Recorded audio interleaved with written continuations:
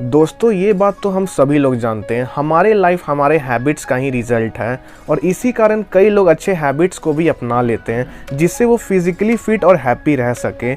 लेकिन ऐसे कई सारे डेली हैबिट्स हैं जिन्हें लोग रोज कर रहे हैं अनजाने में और वो उनके ब्रेन को डैमेज कर रही है। तो आज मैं ऐसी 11 हैबिट्स के बारे में बताने जा रहा हूँ जो आप अनजाने में रोज कर रहे हो और वो आपके ब्रेन को डैमेज कर रही है। तो चलिए शुरू करते हैं। Number 1, over eating. अगर आपको भी आदत है दिन भर खाते रहने की तो आप अपने ब्रेन को डैमेज कर रहे हो और ये मैं यूं ही नहीं बोल रहा। अभी रिसेंटली स्टडी किया गया है अमेरिकन एकेडमी ऑफ न्यूरोलॉजी में, जहां पे उन्होंने ये बताया अगर आप ओवर ईटिंग करते हो या जरूरत से ज़्यादा कैलोरीज कंज्यूम करते हो तो ये आपके ब्रेन को प्रॉपरली फंक्शन नहीं करने देता और इससे आपकी मेमोरी भी लॉस हो सकती है। तो अब क्वेश्चन आता है हमें कितनी कैलोरीज डेली लेनी चाहिए। तो इसकी कोई फिक्स्ड आंसर नहीं है, ये डिपेंड करता है आपकी एज, हाइट, वेट और एक्टिविटी लेवल पे। लेकिन फिर भी एक आइडियल रेंज माना जाता है 2000 से लेकर 2500 कैलोरीज पर डे को। Number 2, inactivity. Journal of comparative neurology में एक स्टडी की गई थी जहां पर यह बताया गया था कि इनएक्टिविटी हमारे ब्रेन को डैमेज करती है। यानी हम में से जो लोग एक ही जगह बैठे या लेटे रहते हैं, जो बेसिक एक्टिविटी मूवमेंट नहीं कर रहे जैसे वॉकिंग, रनिंग या साइकिलिंग एक्सेट्रा, वो लोग को कई सारे बीमारियां होने की खतरा है जैसे depression, overweight, heart disease, cancer, memory loss etcetera. Exercise या मूवमेंट से ब्रेन की डायरेक्ट रिलेशन है। एक्सरसाइज हमारे मेमोरी को शार्प करता है, हमारे कंसंट्रेशन को बढ़ाता है। एक्सरसाइज करने से न्यू ब्रेन सेल्स की भी ग्रोथ होती है, इसलिए हमें रेगुलर एक्सरसाइज करनी चाहिए।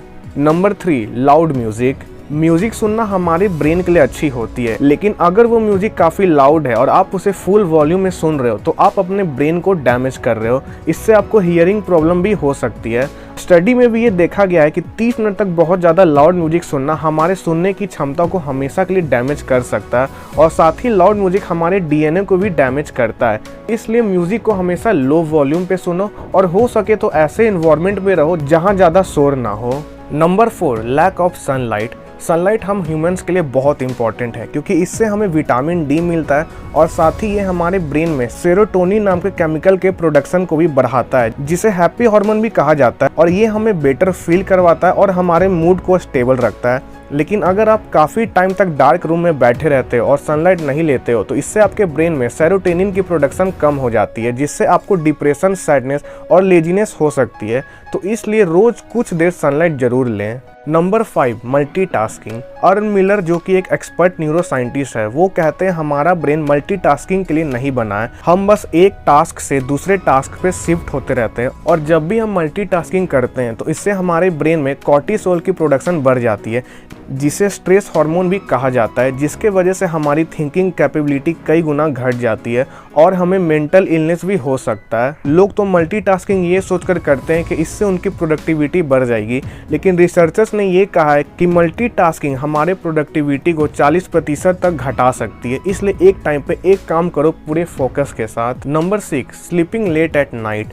पहले के ज़माने में लोग 8 से 10 बजे तक सो जाते थे, लेकिन अभी के टाइम में इतने डिस्ट्रैक्शन हैं जिसमें लोग देर रात तक सोशल मीडियाज, गेम या फिर कोई रैंडम वीडियोस स्मार्टफोन में देखते हैं और अपने नेचुरल स्लीपिंग साइकिल को डिसबैलेंस कर रहे हैं, जिस वजह से ये आपके ब्रेन को काफ़ी ज़्यादा डैमेज कर रही है। ये आपके मेमोरी पावर और डिसीजन मेकिंग एबिलिटी को भी डिक्रीज कर रही है। इसलिए रात में कोशिश करो 10 बजे तक सो जाने की और कम से कम 7 से 8 घंटे की जरूर नींद लो, ये आपके ब्रेन के लिए बहुत ज़रूरी है। Number 7, smoking. स्मोकिंग से कैंसर तो होती ही है, लेकिन नेचुरल इंस्टीट्यूट ऑफ हेल्थ ने कहा है सिगरेट से हमें एंजाइटी, इरिटेबिलिटी और हमारी थिंकिंग कैपेबिलिटी भी काफ़ी कम हो जाती है। Number 8, taking less amount of water. एक नॉर्मल ह्यूमन बॉडी में 60 से 70% वाटर होता है, जिसका मतलब ये है कि वाटर हमारे बॉडी में बहुत इंपॉर्टेंट रोल प्ले करता है। लेकिन अगर हम लोग दिन भर में अपने बॉडी के ज़रूरत के हिसाब से बहुत ही कम पानी पिए तो हमारे बॉडी में पानी की डिफिशियंसी होने लगती है जिसे डिहाइड्रेशन भी कहते हैं, जिसके कारण हमारे ब्रेन में बहुत सारी प्रॉब्लम हो सकती है। जैसे हमारे ब्रेन की सेल्स प्रॉपरली फंक्शन नहीं करते, इससे हमें माइग्रेन भी होता है। तो हर दिन सही अमाउंट में पानी पियो। Number 9, covering head while sleeping. जब भी हम मुंह ढक कर सोते हैं तो हम कम अमाउंट ऑफ ऑक्सीजन ब्रीथ करते हैं, जिस वजह से हमारे ब्रेन तक कम ऑक्सीजन पहुंचती है और ऑक्सीजन हमारे ब्रेन सेल्स के लिए बहुत इंपॉर्टेंट है। स्टडी में तो ये भी पाया गया है ऑक्सीजन की कमी से कुछ ब्रेन सेल्स 5 मिनट में ही डाई होने लगते हैं, इसलिए कभी भी मुंह ढककर नहीं सोएं। Number 10, taking too much sugar.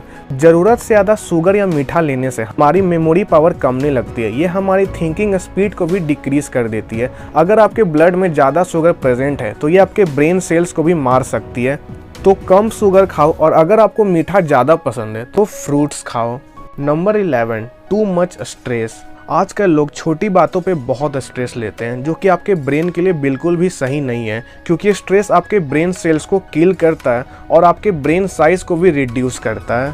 मैं ये नहीं बोल रहा थोड़ा भी स्ट्रेस मत लो, क्योंकि अगर आपके लाइफ में कोई बड़ी प्रॉब्लम आएगी तो स्ट्रेस तो लेना ही पड़ेगा, लेकिन कई बार लोग इतनी छोटी सी बात पे स्ट्रेस लेने लगते हैं जो कि एक्चुअली में कोई प्रॉब्लम भी नहीं होती। तो दोस्तों, ये थी वो 11 डेली हैबिट्स जो आपके ब्रेन को डैमेज कर रही है। अगर आपको ये वीडियो अच्छी लगी हो तो वीडियो को लाइक कर लेना, चैनल को सब्सक्राइब कर लेना और बेल आइकन पे प्रेस कर देना, ताकि मैं कभी भी ऐसी वीडियो डालूं तो आपको उसकी नोटिफिकेशन मिल जाए। और मुझे कमेंट सेक्शन में ज़रूर बताना कि आपको नेक्स्ट वीडियो किस टॉपिक पे चाहिए। तो मिलते हैं नेक्स्ट वीडियो में, तब तक के लिए कीप ग्रोइंग।